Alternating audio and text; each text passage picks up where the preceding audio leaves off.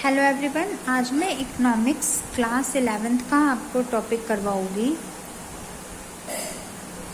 Branches of economics बहुत important topic है कि हमारी जो इकोनॉमिक्स होती है उसकी कितने ब्रांचेस होते हैं, क्या ब्रांचेस होते हैं।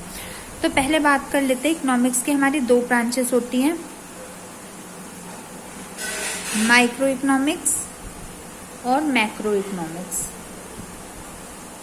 ठीक है, जो हमारी माइक्रो इकोनॉमिक्स होती है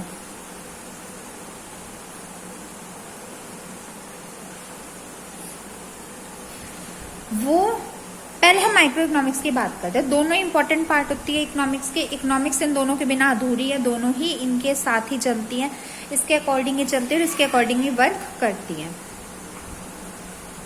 बात करूं माइक्रो इकोनॉमिक्स की, तो micro, the word micro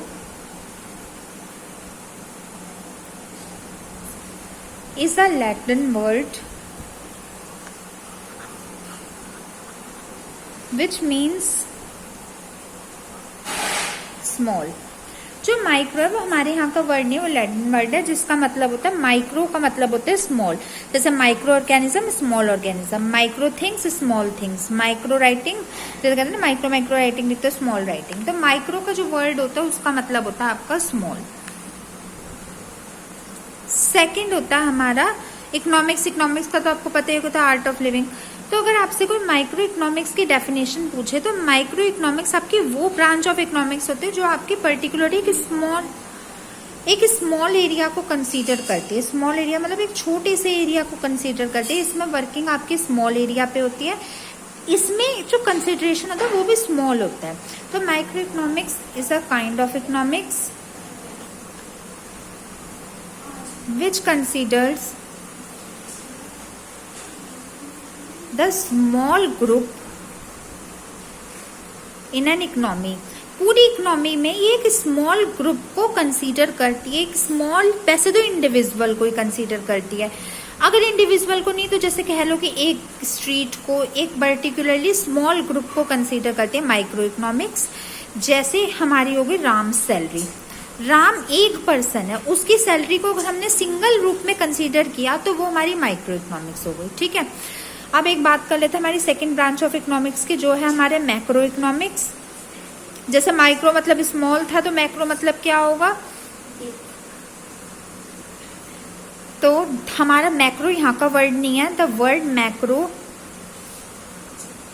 is a Greek word. वो लैटिन वर्ड था, ये ग्रीक वर्ड है जिसका मतलब होता है बिग। अब ये एक स्मॉल पर्टिकुलर ग्रुप को कंसीडर करती थी या इंडिविजुअल को कंसीडर करती थी, ये एक बिग एरिया को, बल्कि पूरी कंट्री को ही कंसीडर कर लेती है। ध्यान से इसकी डेफिनेशन समझना। It considers the working of an economy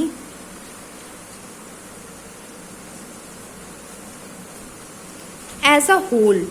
ये पूरी इकोनॉमी को एक साथ कंसीडर करती है, पूरी इकोनॉमी को एक साथ कंसीडर करके उसके कंक्लूजन निकालती है। जैसे नेशनल इनकम। नेशनल इनकम हमारी पूरी नेशन की इनकम होती है। इसमें जैसे इसमें तो सिर्फ राम सैलरी कंसीडर हुई थी, एक पर्सन की सैलरी, इसमें पूरे नेशन की इनकम को कंसीडर किया गया है। जैसे जीडीपी हो गई। जीडीपी किसी एक अकेले की, मेरी आपकी जीडीपी नहीं होती, पूरी कंट्री की इकोनॉमिक पोजीशन की वो होती है।